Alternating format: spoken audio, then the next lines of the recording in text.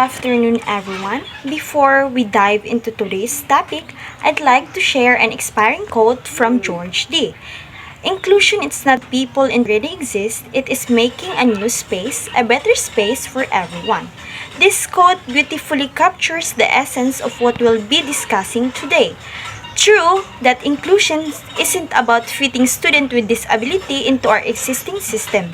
It is about reimagining and creating better educational environments that work for all learners. As we explore Chapter 11, keep this perspective in mind that we're not just accommodating, we're transforming education.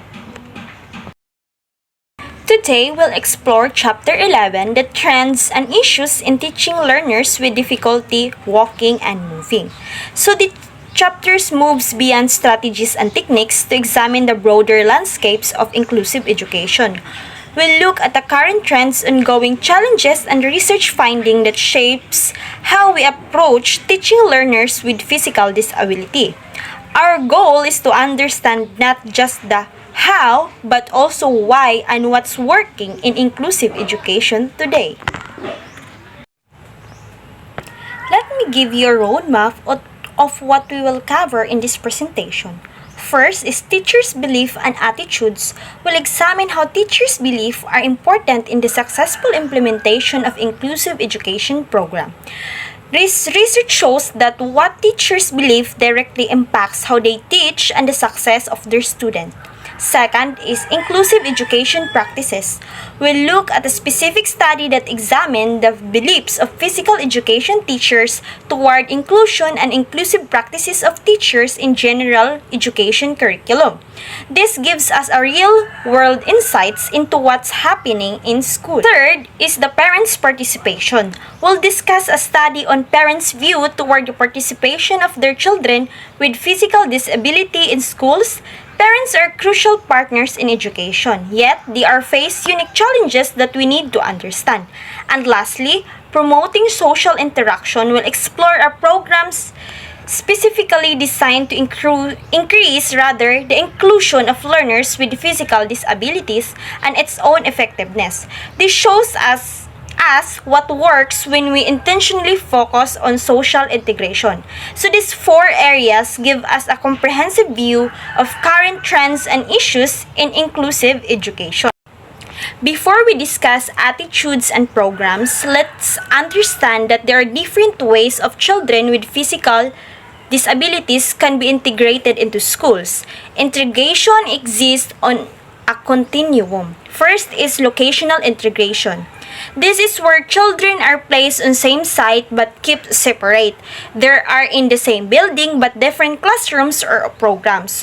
While this is better than complete separation, it's the least integrated approach. Second is social integration. When we say social integration, children are mixed at social times, for example, during meal times, recess, or assemblies. They have separate academic instruction but come together for non-academic activities. So this promotes some social interaction but maintains academic separation. Third is academic integration. This is full inclusion. Children with physical disabilities are in the same class as their peers for academic instruction. This is the goal of truly inclusive education. The needs of children with physical disabilities should be seen as continuum, depending on their needs. Those with less severe difficulties could be partially integrated and partially included in mainstream school. The more severe the difficulties, the more specialized support they might need. But the goal is always to include them as much as possible in the mainstream setting. The key is flexibility and individualization, not one-size-fits-all placement.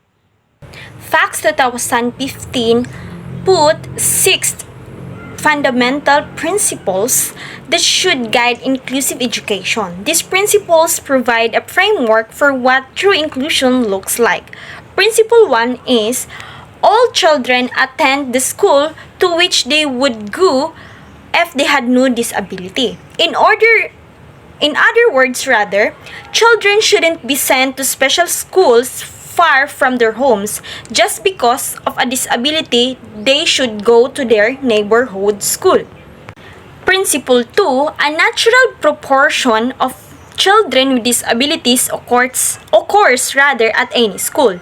We shouldn't concentrate all children with disabilities in one school. They should be naturally distributed across schools reflecting the actual population. Principle 3, no child should be excluded on the basis of disability. This is a fundamental disability alone is never reason for exclusion. Dapat hindi maka-feel ang mga bata na hindi sila belong sa isang classroom kung in case ma-mainstream sila. Principle 4, school and general education placements are age appropriate, which contains special education classes operating on the school site. If a specialized instruction is needed, it should happen at the same school, not in a separate facility. And the fifth principle is cooperative learning and peer teaching methods receive significant use in general teaching practice at school. This recognizes that students learn from each other and peer support is valuable for all students, especially with disabilities or students with difficulty in walking and moving.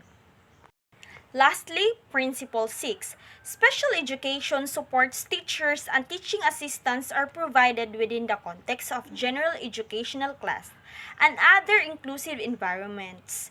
Support comes to the students in regular classroom rather than pulling the students out to receive support. These 6 principles form the foundation of truly inclusive education. Now, let's look on how we measure teacher attitudes toward inclusion. And this understanding teacher attitude is crucial because they directly impact implementation success. According to Sideres and Chandler, created a questionnaire in 2005 to measure the attitude of teachers toward inclusion. You can see in the scale at the top, its responses range from 4 strongly agree to 5 strongly disagree. So let me read you a few sample items from the questionnaire. First item is, I feel that I have the knowledge to teach children with physical disability. So this assesses teachers' confidence in their own skill. Item 2, I support inclusion for children with physical disability. So this directly measures support for the concept of inclusion. In item 3, I feel that children with physical disabilities make better progress in mainstream than they would in special schools. This assesses beliefs about educational outcomes. Item 4, I feel that children with physical disabilities are socially accepted by their peers. This measures perception about social integration. And item 5, I feel that I am able to remediate the learning difficulties of children with a physical disability. Again, this assesses teachers' confidence in their ability to help. So these 5 items, can be categorized into 5 important categories.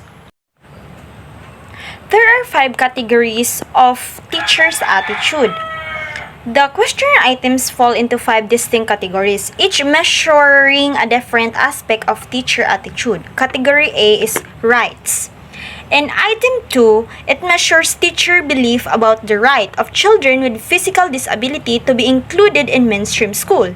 This is a fundamental belief in inclusion as right, not a privilege. Category B is benefits. In item 3, it measures teachers' benefits about academic and social benefits from inclusion for the pupil with physical disability. Do teachers believe inclusion actually help these students? Category C is skills. In item 1, it measures teachers' belief about their own skills and competency in effectively teaching and managing children with physical disability in mainstream school. This is about self-efficacy. Do teachers feel capable? And category D, acceptance. In item 4, it measures teachers' perception of social acceptance or rejection of pupils with physical disability. Do teachers believe these students will be accepted by their peers? Last, the category is category E, or resources. It measures teachers' beliefs about the support given to the teacher. In terms of resources, equipment, and supportive personnel, do teachers feel they have what they want to be succeed? Now, let's look of what research tell us about teachers' attitudes. A study by Gerlander, Dannermark, and Jill in 2010. It examined physical education teachers' general attitudes toward inclusion of learners in general school curriculum.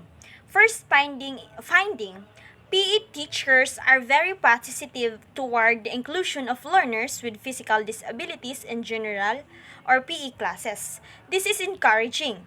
Physical education teachers who work directly with movement and physical activity are supportive of including students with mobility challenges. Second finding is demographic variables, including gender, age, years of service, and general PE classes did not affect their views toward inclusive PE education. In other words, it didn't matter if the teacher was male or female, young or experienced, attitude toward inclusion were consistently positive. This suggests that positive attitude toward inclusion are widespread among PE teachers. Third finding is, however, work satisfaction of PE teachers did not affect their views toward inclusive PE education. But here's an interesting twist. Teachers have actually taught learners with physical disabilities were silently more positive in their views. Experience with inclusion tends to make teachers more supportive of it. Fourth finding, the identified predictors of positive attitude toward inclusion are having adequate training, having general school support for management and staff. This demands on resources. These three factors are key. When teachers have proper training, when the school supports them, and when adequate resources are available, they have more positive attitude towards inclusion. This tells us exactly where we need to focus our efforts to promote successful inclusion. Let's shift our focus to parents' perspective. After all, the goal of inclusive education is to enable the participation of learners with disabilities not only in school but in the wider context of home and community and in leisure activities. Parents play a very important role in this. A study by Piscor and colleagues in 2016 looked at the role of parents in terms of their participation in various contexts including school, home, and community. This study involved in-depth interview where parents shared their thoughts, feelings, and concerns reflecting on their actions, challenges, and needs of enabling their children's participation in this context. The finding of in this in-depth interview revealed several parents' major concern that they may face. Navigating complex systems, laws, and regulation, parents often overwhelmed by the bureaucracy and paperwork involved in securing services for their children. Second is experiences with the physical and social environment. Parents constantly deal with accessibility issues and social attitude that can be barriers to their children's participation. Third is finding enabling activities. It's not easy to find appropriate activities where their children can participate meaningfully, lalong-lalo na kung yung activities hindi suit sa interest ng bata. Kaya need ng parents talaga mag-isip kung anong activities ang mas makakatch ng atensyon yung bata, yung mas interested yung bata. Fourth, being misunderstood.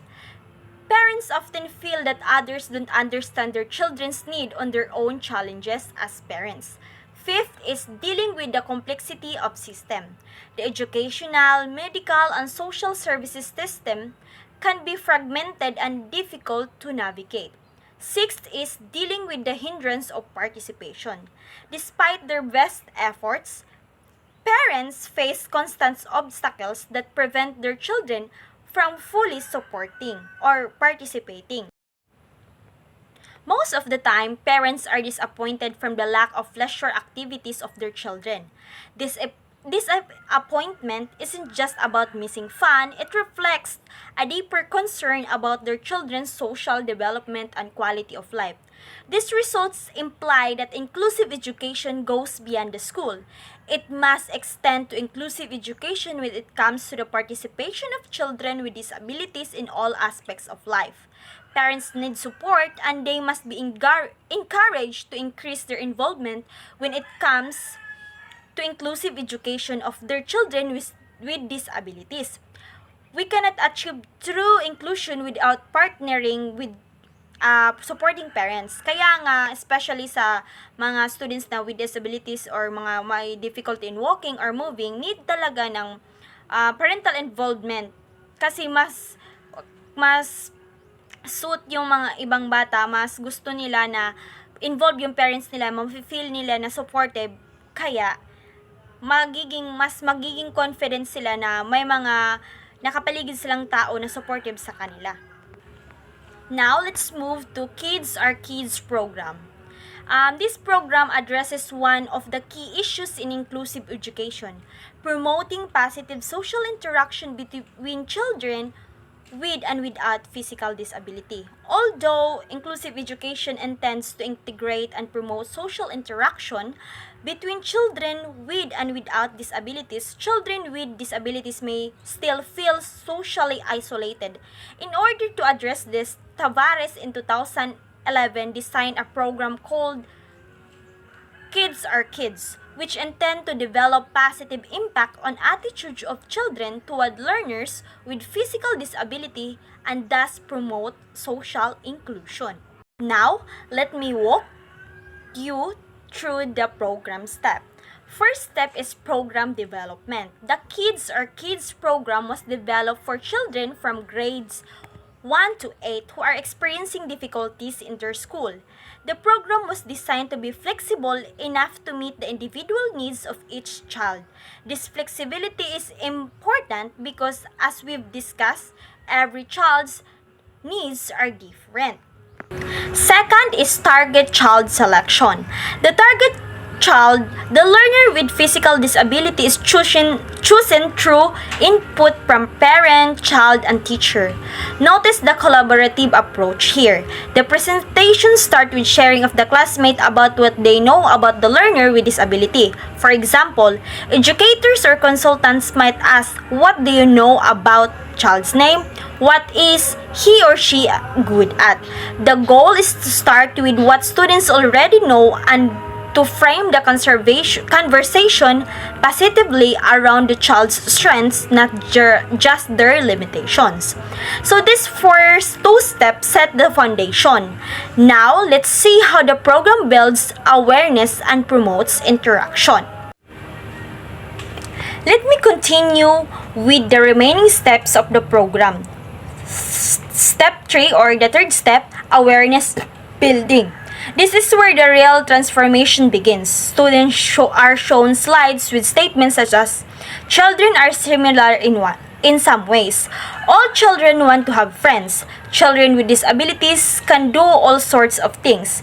The slides are discussed in class while the classmates are encouraged to share their thoughts about this statement. The goal is to make the class realize that they are more similar than different from their classmate with disability. This is powerful because it shifts the focus from differences to commonalities. We all want friends. We all want to be belong. We all have things we are good at and things that we may struggle with. Fourth is a video presentation. A brief video is shown highlighting children with disabilities interacting with other children and engaging in different social and recreational activities. Visual representation is important. Students see children with disabilities not as helpless or separate, but as active participants in fun, normal activities. This challenges stereotypes and shows possibility. Fifth step is interactive activities. After watching the video, specific information about child's disability is provided, and classmates are encouraged to ask questions. Other activities such as problem solving and role playing on how they might approach their classmate with disability are done. This is crucial. Students get to ask questions in a safe environment and they practice actual strategies for interaction. They are not just learning but disability in the abstract. They're preparing for be better classmate. The beauty of this program is that it's systematic, age appropriate, and focused in both awareness and practical skills. So did the program work? Yes, absolutely. The program was found to be effective in promoting positive attitude of children toward their peers with disabilities immediately after the program. But even more impressive, the positive attitude of the class remained and social inclusion increased even a month after the program. So look at the two boxes at the bottom of the slide. We see both immediate and sustained effects. The program does create a feel-good moment. It actually changes attitudes and behavior that last over time.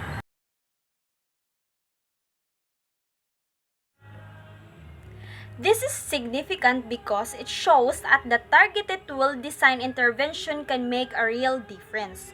We don't have to just hope the students will naturally develop positive attitude toward inclusion.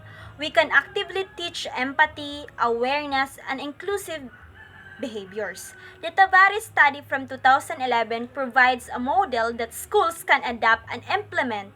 It's evidence-based, practical, and effective. To sum it up, the chapter 11, teacher belief and preparedness are crucial as they set the tone for the class environment. Inclusion exists on a continuum, meaning there is no single right way to include all students, and flexibility is key. Parents play a vital role and need support and partnership to ensure success. Educating peers is also effective in promoting social interaction and empathy among students. Ultimately, adequate support, including proper training resources, is necessary to work.